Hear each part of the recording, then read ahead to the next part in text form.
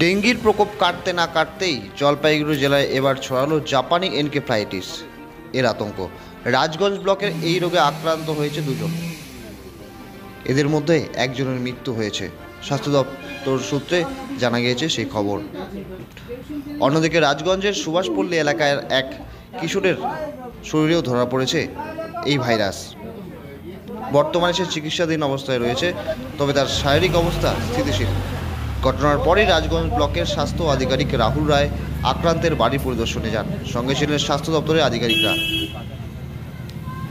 পাশাপাশি আক্রান্তের পরিবারের হাতে মেডিসিন যুক্ত মশারি তুলে দেন। কি বলছেন শুনুন বিস্তারিত।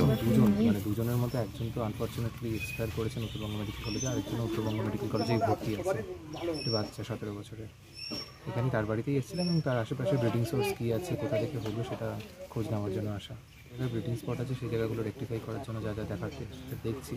বাচ্চাটি কীভাবে জাপানিজ এনকেফ্যালাইটিস হলো, কিউলেক্স মশার দ্বারা হয়। কিউলেক্স মশার ব্রিডিং সাইট যদি দেখতে পাই, প্লাস কিউলেক্স মশা যেখান থেকে যে কোনো পিগারিস থেকে যদি কোনো ট্রান্সমিশন হয়ে গিয়ে থাকে, সেই জায়গাগুলো খোঁজ নেওয়ার জন্য আজকে মূলত এবং আমি এবং বিএলডিও সাহেব দুই ডক্টর মিলে আমরা একসাথে একটা জয়েন্ট ভিজিট করছি। সুখানি অঞ্চলের সুভাষপল্লী বলে একটা জায়গা আছে, ওখানে এসেছিলাম বিএমআই সাহেবের সাথে। ওখানে একটা যেই কেস রিপোর্ট হয়েছে বিএমআই সাহেবের কথা অনুযায়ী, তো আমরা ওখানে এসেছিলাম।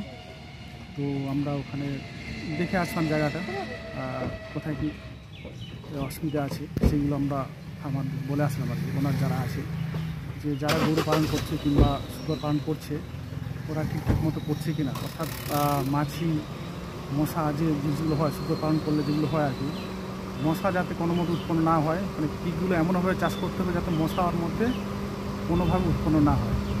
তো যার দরকার হলে প্রয়োজন মতো ব্লিচিং পাউডার বা অন্যান্য যে সমস্ত পরিষ্কার পরিচ্ছন্ন রাখার জন্য ইউজ করা হয় সেগুলো ব্যবহার করার জন্য আমরা বলে আসছি।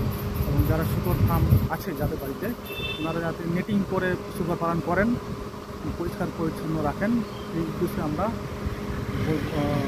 ফার্মারদের আমরা বলে আসবো।